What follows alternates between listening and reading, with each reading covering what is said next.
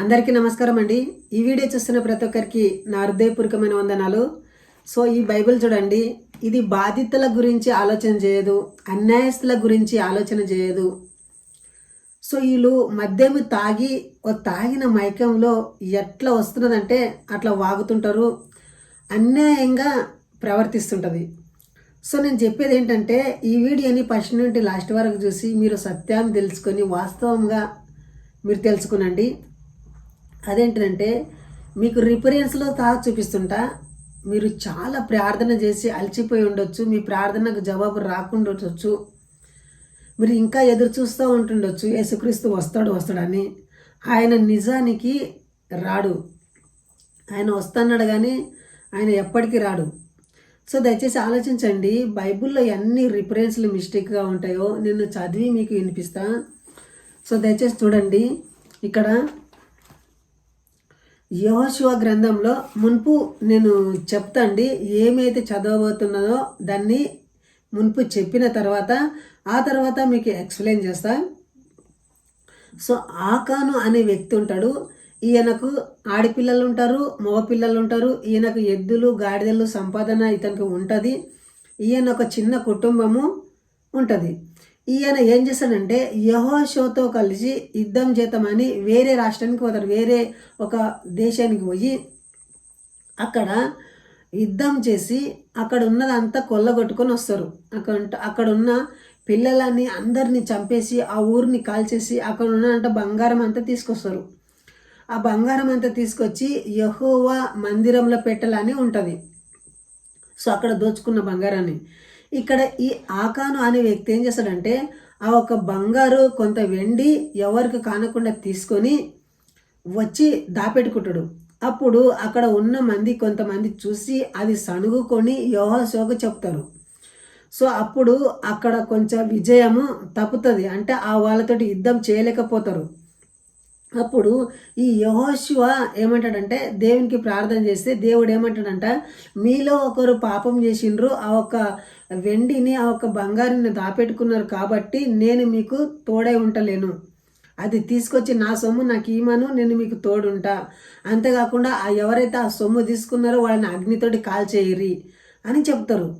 అప్పుడు ఈ యొక్క ఆకానుని యెహోషువ పిలిపిస్తాడు, దగ్గరికి పిలిపించి ఏమంటాడంటే నీవు చేసింది నిజంగా ఒప్పుకో, దేవుని సన్నిధిలో అబద్ధమాడకు అని అతన్ని బలవంతం చేస్తారు. మేమందరం ఏమి చేయము, నిన్ను ఏమనము, దేవుడు క్షమిస్తాడని అంటాడు.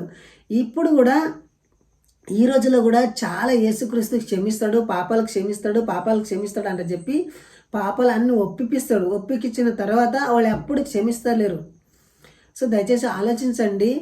ఇక్కడ ఆకాను ఒక చరిత్ర ఏమంటాడంటే, అవును నేను తీసుకున్నా, యెహోవా దృష్టికి నేను పాపం చేసినా, నేను చేయరాని పని చేసి నేను ఒప్పుకుంటాడు. ఒప్పుకున్న వెంటనే ఏడదాపిన అంటే పలాని ఒక గుడిసెలో డేరె కింద దాన్ని భూమిలో పాతిపెట్టిన వెంటనే వీరు దూతలను పంపిస్తారు, అంటే సేవకులను పంపించిన వెంటనే వాళ్ళు పోయి అక్కడ తవ్వి తీసుకున్న వెంటనే అదొక ధనము దొరుకుతుంది.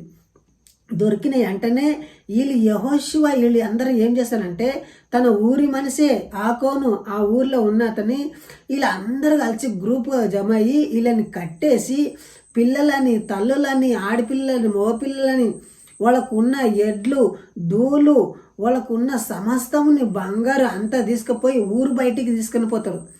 ఊరు బయటికి తీసుకుని పోయి అందరూ చూస్తున్నాగానే వాళ్ళని రాళ్ళ తీసుకొని కొట్టి కొట్టి కొట్టి కొట్టి చంపేస్తారు. చిన్నపిల్లల మీద అందరిని చంపేసి వాళ్ళని అంతేకాకుండా అంతైనా కూడా కక్షం తీరకుండా వాళ్ళ మీద అగ్నితో కాల్చి బూడిదే చేసి వారి మీద పెద్ద పెద్ద రాళ్ళ కుప్పలు వేసి అది నేటి వరకు కూడా ఉన్నాయని అక్కడ ఉండదు. సో అదేమో ఇంకా కొన్ని వచనాలు నేను మిస్ అయి ఉంటా కాబట్టి అది వివరంగా చదివి మీకు వినబెడతా. దయచేసి ఈ వీడియోని చూడండి. మీరు చూడండి, యెహోషువ గ్రంథము 7వ అధ్యాయము 15వ వచనము ఒక్కసారి చదువుతాను నేను.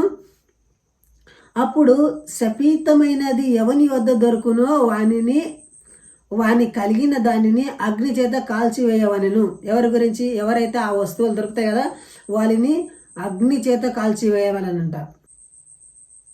కర్మి కుమారుడైన ఆకాను పట్టబడెను. అప్పుడు యెహోషువ ఆకానుతో, నా కుమారుడా, ఇశ్రాయేలు దేవుడైన యెహోవాకు మహిమను చెల్లించి ఆయనను ఎదుట ఒప్పుకొని నీవు చేసిన దాన్ని మరుగు చేయక నాకు తెలుపుమని నిన్ను వేడుకుంటున్నానని చెప్పగా, ఆకాను యెహోషువతో, ఇశ్రాయేలు దేవుడైన యెహోవాకు విరోధంగా నేను పాపం చేసినది నిజము.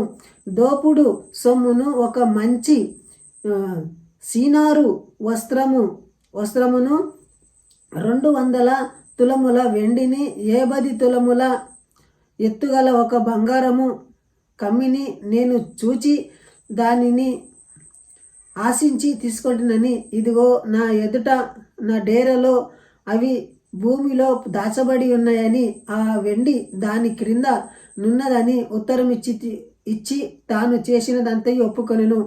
అప్పుడు యెహోషువ దూతలను పంపగా వారు ఆ డేరల యొద్దకు పరిగెత్తి చూచినప్పుడు అది డేరలో దాచబడి ఉండెను.